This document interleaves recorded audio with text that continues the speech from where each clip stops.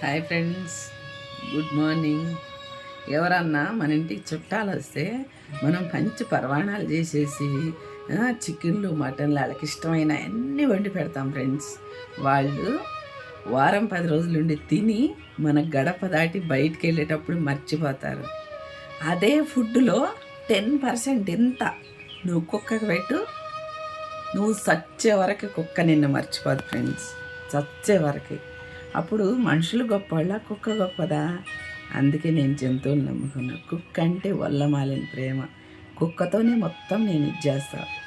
మీరు కూడా ఫ్రెండ్స్ మనుషుల్ని నమ్మబాకండి.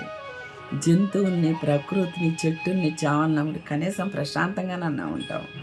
మనకున్నా లేకపోయినా ఫ్రెండ్స్ నిజాయితీగా బతకాలి.